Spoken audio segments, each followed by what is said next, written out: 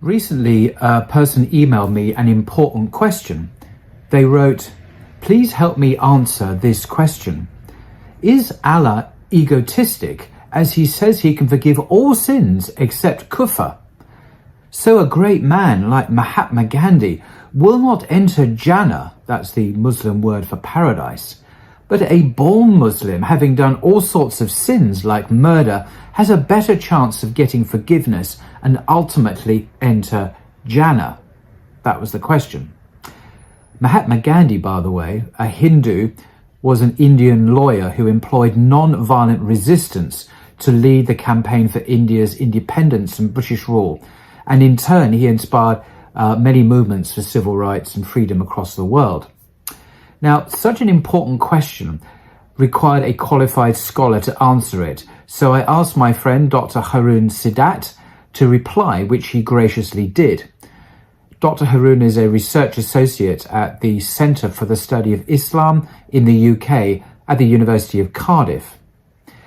His reply is a fascinating piece of Islamic theology, and I share it here with his permission. He writes, "Salam. First and foremost, I want to thank you for asking this question. To begin, it is worth stating that we do not know the judgment of God. We will not judge the way He will in the life to come. As for being a disbeliever or kafir, this is based on a ruling in this world, hukm fi dunya. Therefore, we are agnostic about the hereafter status of Gandhi. Who knows in that life? It is also worth reflecting that when we think of God, we are always thinking of Him in human terms. That's because that is what we are used to. So, for example, when we say God is merciful, we can immediately think of examples when people have been merciful. But God's mercy, as we can know, is nothing like anything we can think of. Nothing is like Him, otherwise He wouldn't be God anymore. We simply get an idea of what it might be like and not what it is really like. His mercy is both complete and absolute, and we will only get a sense of that when we meet Him. Otherwise, if we think of God as we do of humans, we expect Him to behave like we do, He is not really God. I hope this much is clear. Now, there are two forms of rights. The first type is being ethically good on earth, which means people have fulfilled the rights of humans. These rights are situated on earth and have a temporal status. This is because the earthly life and the people in it are temporal and not eternal. Goodness to others is part of the test of being a good believer, but it is only one part of the test. The people who fail this part of the test and are responsible for that failure are punished temporarily in hell. This includes Muslims. As for the second type, worship and creed are connected to the rights of God. Although He does not need them to be fulfilled, He claims them as a major part of the test. Those who pass this, or who are waived responsibility for it, are rewarded. Those who fail this part of the test are punished. The rights of God have an eternal status, as God is eternal. So, most consequences reflect the eternalness of God Himself. So, an unethical Muslim failing the rights of humans or performing certain major sins that are forbidden by God, temporal evil, can be punished temporarily in hell. But as the Muslim did pass the Imam test, eternal goodness, he will eventually be rewarded eternally. An ethical non-Muslim, who is also responsible for his kufr, eternal evil, will be punished with hell for that kufr, and thereby cancels out his fulfilling of human rights, temporal forgiveness. One may then ask, why should we be tested? The short answer is because He is God, and He can do what He likes, which is what it means to be God after all. However, if we think about it a little bit, we can reason that denying the source of all existence, he who wills each of your moments of existence into existence and provides for you, is denying the truth of your own existence and denies the gratitude it deserves. This is pure ingratitude, what is called kufr. That's the meaning of the word, by the way. If I may, I also want to add some personal, less academic views to this too. Once you believe Allah exists and He alone is the one whom we worship, then our lives are invariably governed by His rules and regulations. We worship Him because we submit ourselves and our intellect to Him in sajda, that's where Muslims prostrate on the ground in prayer, and remove our will in favor of His will. Once we believe in Him, we willingly and voluntarily forgo our ideas and opinions to His will. This is an active and willful submission. It is not passive acquiescence, nor a resignation. It is with our volition and our deep love for Him that we do this. There is no compulsion in accepting any religion.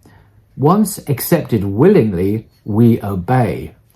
Just as we willingly accept citizenship or residence in any country, there is no compulsion to do so, as we can go and live somewhere else. But once we do so, we must abide by the laws of the land, even if we disagree with them. We may disagree with the law. We cannot disobey it. Anyone who tries to subvert the law of any country will be arrested and might even be tried for treason. This is the status of human law and order and of human societies. Without this check in place, there will be total anarchy and uncontrollable chaos. In the kingdom of Allah, there are also rules and regulations. Human beings must recognize the existence of a divine being and accept His sovereignty. Allah does not need human beings to worship Him. He is above and beyond any need. He is Al-Samad and totally independent, as the Quran describes Him. Human beings are not independent and they need to worship Allah. Allah's knowledge is eternal and His rules are based on the wisdom He has based on His eternal knowledge. Human beings do not have access to His eternal knowledge nor to His divine wisdom except through wahi, that's revelation. Allah has the prerogative to test His servants. Servants cannot test Allah, as they can neither reach Him or His knowledge. Our tests are based on our knowledge, not on His knowledge.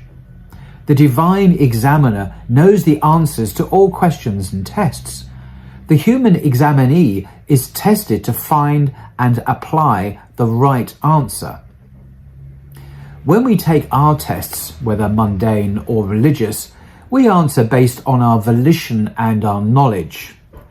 Those who refuse to accept that He has the right to test and examine are willingly using their volition to reject the sovereignty of Allah.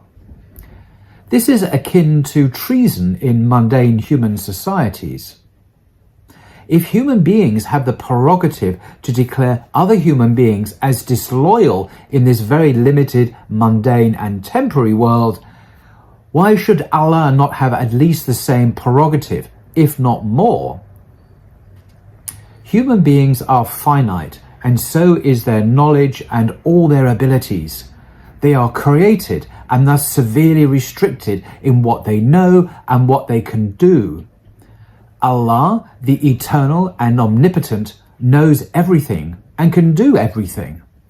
It is prudent for human beings to access the divine knowledge and power to better themselves and others in this world.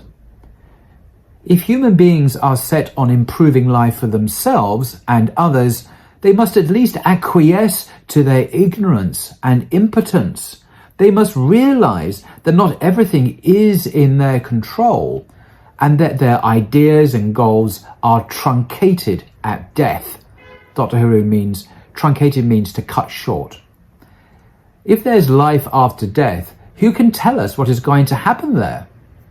Who is going to show us and guide us as to what we need to do when we get there? Only those who are assigned the task of leading human beings into eternal bliss know what we need to do. Only they can guide us in these matters. These are the prophets of Allah. If we follow them and accept their knowledge of the hereafter, we will attain eternal happiness. If we decide not to, we will willingly jettison our chance for a good life after death. Allah doesn't commit any injustice. Human beings commit injustice against themselves for not ascertaining the existence of the divine under whose supreme generosity they exist. The answer you seek to your question lies not in understanding life based on this world alone. Rather, it lies in understanding this world in the light and context of the next. This world is finite. The other one is beyond the grasp of any human being except whom Allah chooses to guide. That is through the guidance of superior human beings, the prophets of Allah. I hope that this much helps, and only God knows best. Dr. Haroon Sadat, Research Associate, Centre for the Study of Islam in the UK, Cardiff University. End quote. So that's an amazing response. Such a thoughtful, clearly a great deal of work has gone into this response to a simple email that I received, and I felt I had to pass it on to someone qualified to answer, and he spent a lot of time and effort, and this was passed on to the initial questioner. This is very good theology, and I commend Dr. Haroon for doing it, for the content and how articulate and clear he expresses himself. And I hope, well, we can judge for ourselves. Do we agree with this? That's for us to decide. Until next time.